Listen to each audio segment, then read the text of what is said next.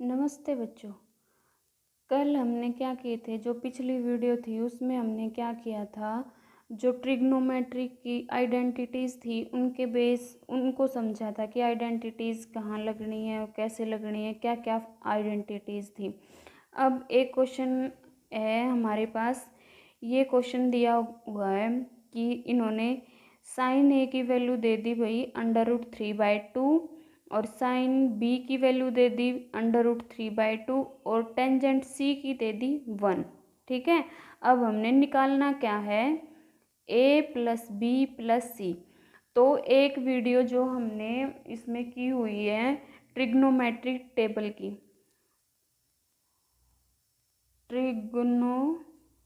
Trigonometric table, जहाँ पे इनकी साइन टेंजेंट और कोस की सभी एंगल्स की वैल्यू निकलनी थी उस टेबल में। वो टेबल हम यहाँ डली हुई है इस यूट्यूब पे, तो उसमें जाके देखो क्या क्या वैल्यू हैं। अगर समझ आती है तो उसमें समझ आ ही जाएगी, बहुत आसान तरीके से बताई गई है। देखो अब उसमें क्या है, मैं सीधा आपको डायरेक्टली बता ही देती हूँ। जो साइन ए की वैल्यू √3/2 कब आती है, जब हमारा एंगल साइन एंगल किसका है, 60 डिग्री का है। ठीक है, और जो कोस की वैल्यू √3/2 कब आती है, जब हमारा एंगल 30 डिग्री का है। जब कोस 30 है तो उसकी वैल्यू √3/2 आती है।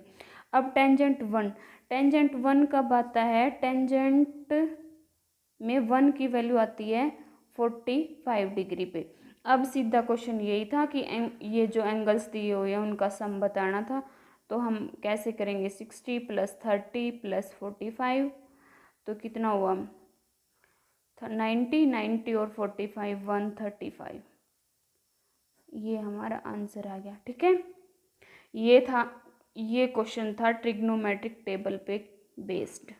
अब नेक्स्ट क्वेश्चन है हमारे पास, जो हमें आइडेंटिटीज़ दी गई थी कल, जो वो थी जैसे कि ये थी एक sin² प्लस cos² = 1। ठीक है, अब देखो इस क्वेश्चन में क्या होगा, हमें दिया गया है 7 cos² प्लस 3 sin² = 4। जो थीटा एंगलाइज करता है लेस देन ग्रेटर देन 0 और लेस देन π/2। π/2 मतलब 90 डिग्री। ठीक है भाई, अब क्या करेंगे हम, जो 7 cos² दिया हुआ है हम उसको तोड़ लेंगे। कैसे तोड़ेंगे, हम इसको कैसे लिख सकते हैं भाई, इसको हम ये लिख सकते हैं कि 4 cos² plus 3 cos² plus 3 sin² = 4। ठीक है, इस 7 को बस क्या किया, 2 पार्ट्स में डिवाइड कर लिया, 4 + 3 7। ठीक है, बस सो सिंपल, इससे ज़्यादा कुछ नहीं किया अभी तक। अब हम क्या करेंगे, 4 cos² प्लस, अब इनमें से 3 को कॉमन ले लेंगे, 3 कॉमन आ गया भाई, लेकिन यहाँ क्या बच गया, cos² प्लस sin²। अब हमें पता है जो cos sin² या cos² = 1, या इसको ये भी बोल सकते हैं cos² प्लस sin² = 1। ठीक है, अब हम ये वैल्यू 1 यहाँ पुट कर देंगे, cos² प्लस 3 ये 1।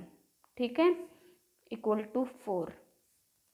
अब ये क्या बन गया, 4 cos² = ये 3 इधर जाके क्या हो जाएगा, माइनस का 4 - 3 1। अब देखो cos² क्या बन गया 1, ये यहाँ 4 मल्टीप्लाई में इधर जाके क्या हो गया, डिवाइड में।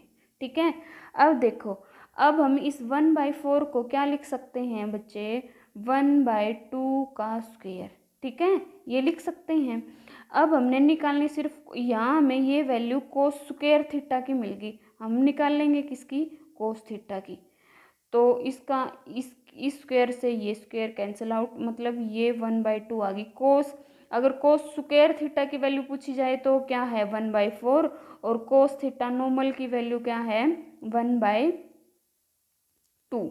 ठीक है। ये कोस थीटा की वैल्यू 1/2 आ गई भाई हमारी।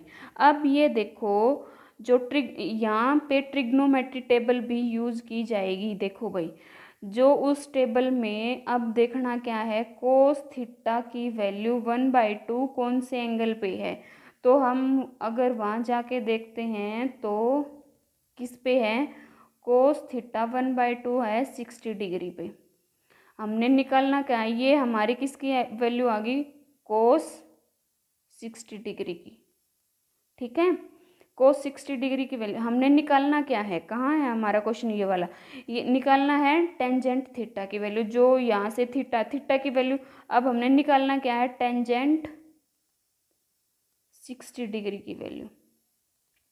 अब देखो टेबल, वही टेबल फिर यूज करते हैं। टेंजेंट 60 की वैल्यू टेबल में देखेंगे क्या है, √3। √3 ये हमारा आंसर आ गया। अब ट्रिग्नोमेट्री वाले चैप्टर में इस टाइप के क्वेश्चन बन सकते हैं। तो अगर आपको ये क्वेश्चन समझ आ रहे हैं तो चैनल को सब्सक्राइब करें, लाइक करें, और बिल्कुल आसान तरीके से समझाया गया है।